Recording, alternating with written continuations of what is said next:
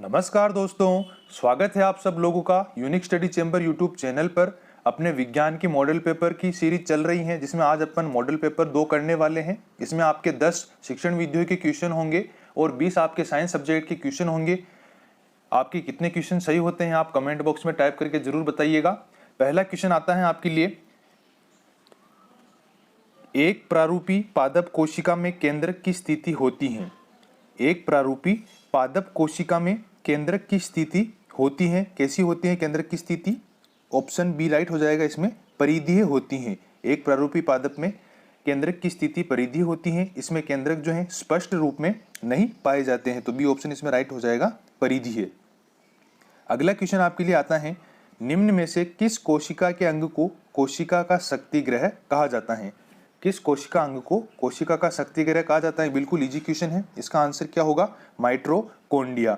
Mitochondria को कोशिका का शक्तिग्रह कहा जाता है। यह कोशिकीय श्वसन करता है तथा एटीपी के रूप में ऊर्जा प्रदान करता है। शरीर नए रासायनिक यौगिकों को बनाने और यांत्रिक कार्य करने के लिए इस ऊर्जा का उपयोग करते हैं। तो कोशिका का शक्तिग्रह कौन सा कोशिका अंग है? माइटोकॉन्ड्रिया।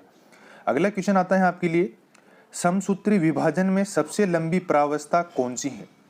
समसूत्री विभाजन में सबसे लंबी प्रावस्था कौन सी है? तो कौन सी होगी समसूत्री विभाजन में सबसे लंबी प्रावस्था? वो होती है प्रोफेज। ए ऑप्शन इसमें राइट हो जाएगा, प्रोफेज।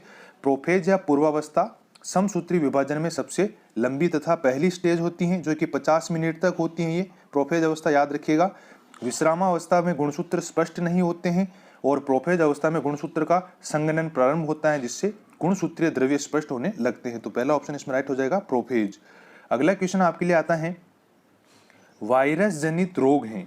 वायरस जनित रोग हैं, कौन सा है इनमें वायरस जनित रोग? तो वो है आपके सामने ये ऑप्शन है, इसमें राइट हो जाएगा पहला, पोलियो जो है ये वायरस जनित रोग है। और ये पोलियो रोग जो है निशियंदी विषाणु या फिल्टरेबल वायरस द्वारा होता है। आपसे पूछ लिया जाए कि पोलियो रोग जो है किसके वायरस, कौन से वायरस द्वारा होता है? तो निशियंदी विषाणु या फिल्टरेबल वायरस द्वारा होता है। और इस पोलियो रोग का प्रभाव केंद्रीय नाड़ी संस्थान पर होता है तथा रीढ़ की हड्डी और आंत की कोशिकाएं इससे नष्ट हो जाती हैं। तो पोलियो का ध्यान रखना, वायरस जनित रोग है पोलियो। अगला क्वेश्चन आता है आपके लिए, भोजन में निम्न में से किसकी कमी से रतौंधी रोग होता है? भोजन में किसकी कमी से रतौंधी रोग होता है? तो आप सभी को पता है रतौंधी रोग किससे होता है? विटामिन ए की कमी से रतौंधी रोग हो जाता है। याद रखिएगा, विटामिन ए की कमी से रतौंधी रोग होता है। इसे सामान्यतः रतौंधी, इसमें विटामिन ए के जो प्रमुख स्रोत होते हैं वो हरी पत्तीदार सब्जियां, गाजर, दूध, पनीर, कलेजी, अंडे की जर्दी, मछली, यकृत, तेल आदि होते हैं जिनमें हमें विटामिन ए मिलता है। तो रतौंधी रोग किससे होता है? विटामिन ए की कमी से रतौंधी रोग हो जाता है। अगला क्वेश्चन आता है आपके लिए, एड्स बीमारी से प्रभावित होने वाला तंत्र है। एड्स बीमारी से प्रभावित होने वाला तंत्र कौन सा है? आप सभी को पता होना चाहिए। एड्स बीमारी से प्रभावित होने वाला तंत्र है प्रतिरक्षा तंत्र। डी ऑप्शन इसमें राइट हो जाएगा। अगला क्वेश्चन आपके लिए आता है, प्रत्येक क्रिया के सदैव विपरीत व एक समान प्रतिक्रिया होती है, इस कथन को कहते हैं। प्रत्येक क्रिया के सदैव विपरीत व एक समान प्रतिक्रिया होती है, इस कथन को कौन सा नियम कहते हैं न्यूटन का? तो न्यूटन का तीसरा नियम है ये।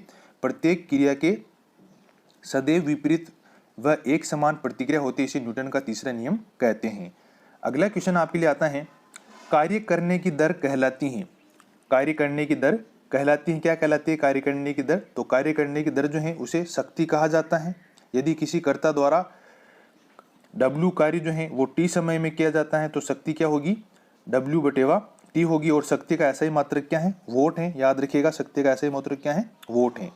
अगला क्वेश्चन आता है आपके लिए, ऊष्मा संचरण की कौन सी विधि में माध्यम की आवश्यकता नहीं होती है?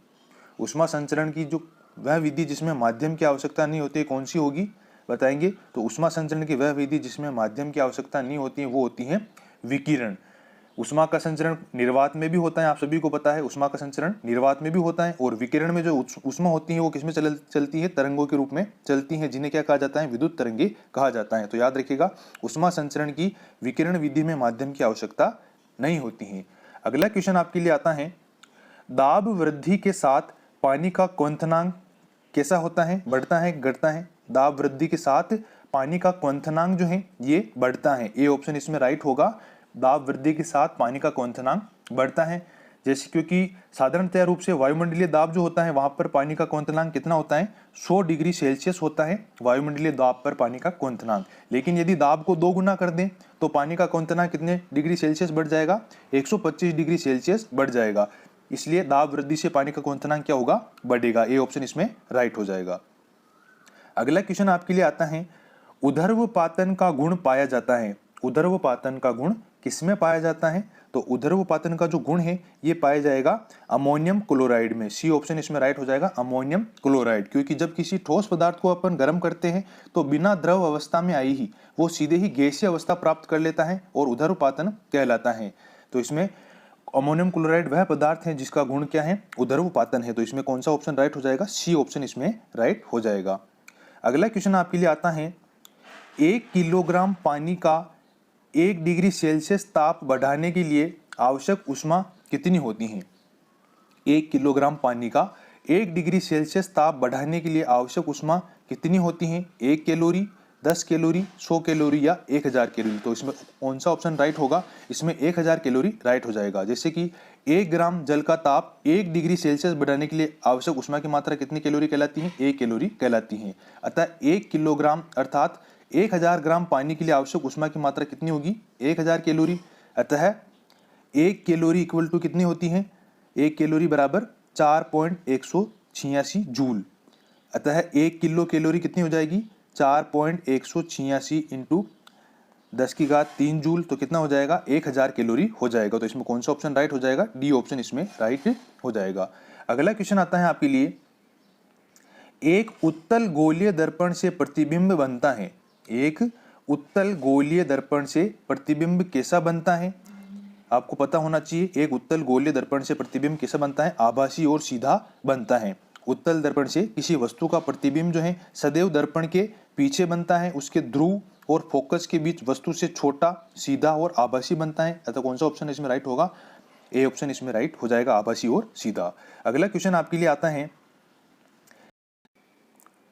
एक आपतित प्रकाश किरण के लिए यदि दर्पण को थीटा से घुमा दिया जाए तो परावर्तित किरण का घुमाव कोण कितना होगा। एक आपतित प्रकाश किरण के लिए यदि दर्पण को थीटा से घुमा दें तो परावर्तित किरण का घुमाव कोण कितना होगा, बताएंगे आप। तो कितना होगा, 2 थीटा होगा। यदि आपतित किरण को नियत रखते हुए दर्पण को थीटा डिग्री कोण से घुमा दें तो परावर्तित किरण कितने थीटा कोण से घूम जाती है, तो वो 2 थीटा कोण से घूम जाती है, 2 थीटा डिग्री कोण से वो घूम जाती है। तो इसमें कौन सा ऑप्शन राइट होगा, 2 थीटा डिग्री। ये बी ऑप्शन इसमें राइट हो जाएगा, 2 थीटा डिग्री। अगला क्वेश्चन आपके लिए आता है, दूरदृष्टि दोष के मरीजों को चश्मा कौन सा दिया जाता है। दूरदृष्टि दोष के जो मरीज होते हैं उनको कौन सा चश्मा दिया जाता है, तो उनको दिया जाता है उत्तल लेंस का चश्मा दिया जाता है। क्योंकि दूरदृष्टि रोग से ग्रसित व्यक्ति को दूर की वस्तु दिखाई देती है किंतु पास की वस्तु दिखाई नहीं देती है, और इस रोग में निकट की वस्तु का प्रतिबिंब जो है वो रेटिना के पीछे बनता है। अतः उपयुक्त फोकस दूरी का उत्तल लेंस प्रयुक्त किया जाता है, उपयुक्त दूरी का उत्तल लेंस उपयोग किया जाता है दूरदृष्टि दोष के मरीजों को देने के लिए। तो उत्तल लेंस इसमें सही हो जाएगा, सी ऑप्शन।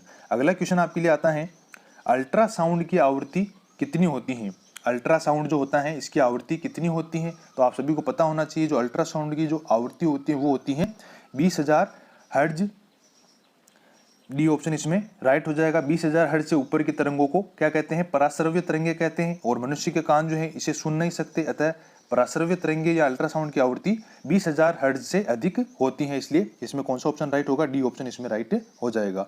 अगला क्वेश्चन आपके लिए आता है, ध्वनि का तारत्व निर्भर करता है। ध्वनि का तारत्व किस पर निर्भर करता है, तो ध्वनि का जो तारत्व है वो निर्भर करता है आवृत्ति पर। ए ऑप्शन इसमें राइट हो जाएगा। जैसे जैसे ध्वनि की आवृत्ति बढ़ती है तारत्व भी बढ़ता जाता है, तो ए ऑप्शन इसमें राइट हो जाएगा, आवृत्ति।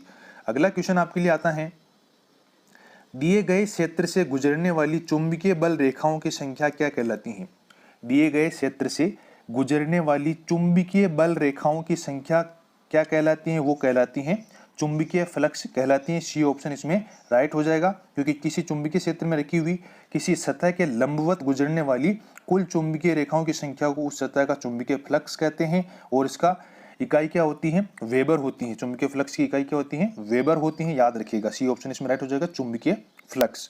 अगला क्वेश्चन आपके लिए आता है, एक बल्ब 100 वाट, 200 वाट, को एक 1600 वोल्टता से जोड़ा गया है, एक बल्ब को एक 160 वोल्ट वोल्टता से जोड़ा गया है, इसमें शक्तिहांस कितना होगा? तो शक्तिहांस का पहले तो आप ये देखिए क्या सूत्र होता है, P equal to V/V square into P।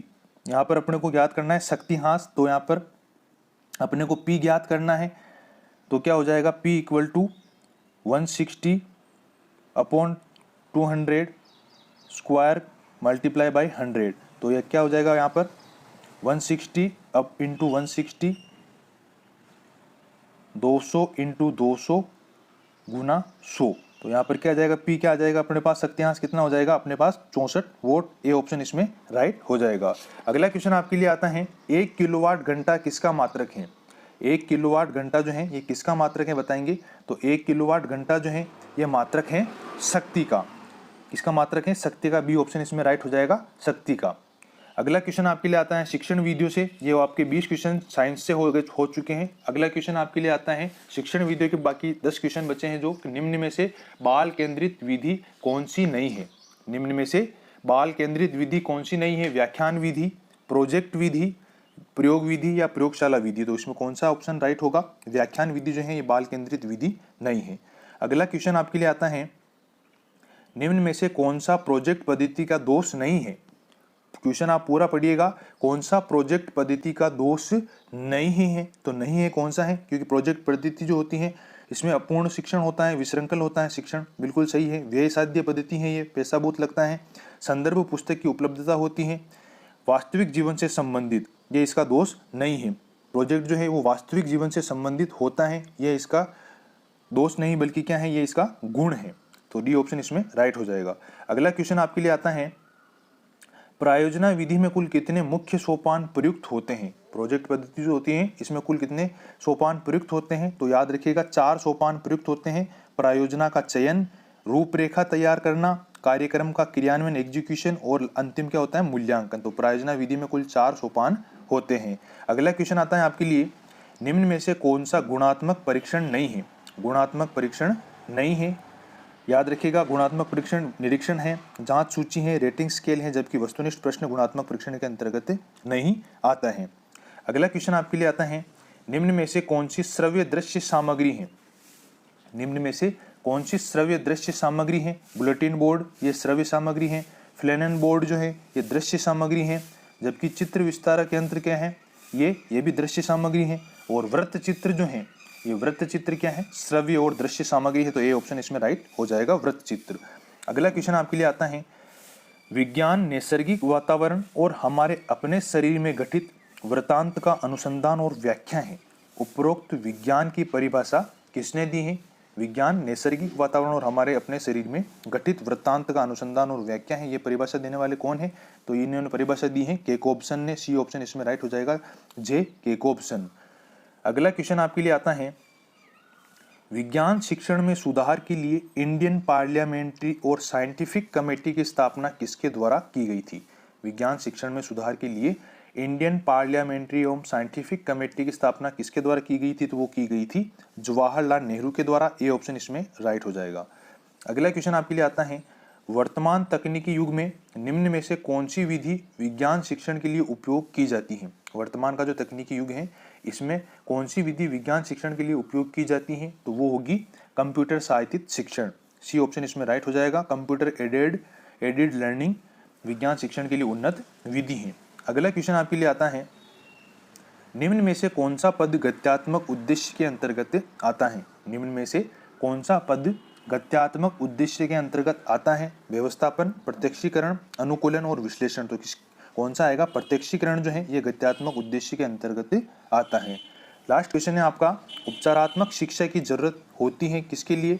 मंदबुद्धि के लिए, बालकों के लिए, पिछड़े बालकों के लिए, सामान्य बालकों के लिए, उनमें से सभी के लिए। तो उपचारात्मक शिक्षण की जरूरत होती है उपरोक्त सभी के लिए। डी ऑप्शन इसमें राइट हो जाएगा। यह आपका हो गया मॉडल पेपर दूसरा भी कंप्लीट हो चुका है। अगर आपको क्वेश्चन पसंद आए तो लाइक जरूर कीजिएगा और वीडियो को अपने फ्रेंड के साथ शेयर जरूर कीजिएगा। और अगर आप चैनल पर नए हैं तो सब्सक्राइब जरूर कीजिएगा, क्योंकि आपको नए वीडियो के नोटिफिकेशन सब्सक्राइब करने पर ही मिल पाएंगे।